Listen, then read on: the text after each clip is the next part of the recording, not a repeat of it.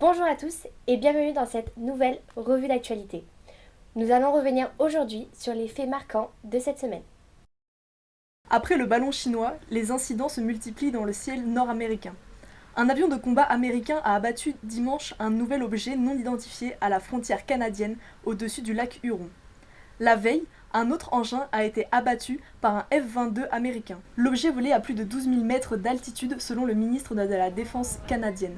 Samedi soir également, un avion de combat a été dépêché pour enquêter sur une anomalie radar au-dessus de l'État américain du Montana, a fait savoir l'armée américaine. Vendredi, les autorités américaines ont aussi abattu un autre objet volant de la taille d'une petite voiture au-dessus du Yukon, un territoire du nord-ouest du Canada frontalier de l'Alaska.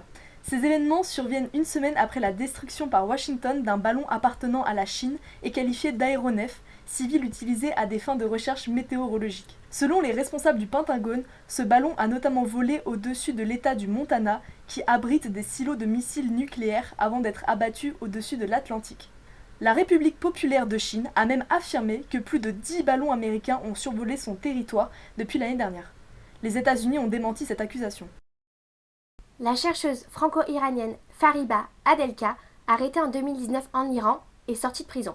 Un peu plus d'un an après sa nouvelle incarcération, l'anthropologue franco-iranienne Fariba Adelka a été libérée de prison ce 10 février, a fait savoir Sciences Po où elle travaillait autrefois. L'information a ensuite été confirmée par le ministère des Affaires étrangères français qui demande qu'elle recouvre l'ensemble de ses libertés. Spécialiste du chiisme et de l'Iran post-révolutionnaire à Sciences Po Paris, elle avait été arrêtée en juin 2019. Condamnée à 5 ans de prison en mai 2020 pour atteinte à la sécurité nationale, elle avait bénéficié d'une libération temporaire en octobre 2020 avant d'être à nouveau réincarcérée en janvier 2022. Ce dimanche, le bureau du dirigeant suprême de l'Iran, Ali Khamenei, avait annoncé une grâce en faveur du nombre important de condamnés, y compris ceux emprisonnés lors des manifestations contre le régime iranien depuis la mort le 7 septembre de Mahsa Amini, détenu pour infraction au code vestimentaire.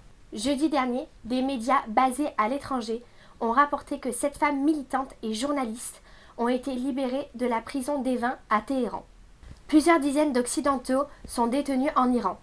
Des pays comme la France, dont 7 ressortissants étaient jusqu'ici détenus en Iran, n'hésitent plus à accuser Téhéran d'en faire des otages d'État. Le gouvernement iranien a fait valoir que tous les étrangers sont détenus en vertu des lois intérieures de l'Iran et s'est dit prêt à tout échange de prisonniers. Dimanche dernier s'est déroulé le Super Bowl, la finale nationale de football américain. Si l'événement a rassemblé près de 100 millions de spectateurs, il fallait débourser au moins 6 000 € pour y assister. La chanteuse Rihanna a fait sa première apparition en live depuis 5 ans lors de la mi-temps du match. L'Organisation des Nations Unies a reconnu des manquements dans l'envoi des aides humanitaires au nord-ouest de la Syrie, région fortement touchée par les récents séismes, alors même que 4 millions de Syriens étaient déjà dépendants de ces soutiens. Plusieurs points d'approvisionnement vont être installés pour faciliter l'arrivée des aides. Merci beaucoup de nous avoir suivis et nous vous donnons rendez-vous la semaine prochaine.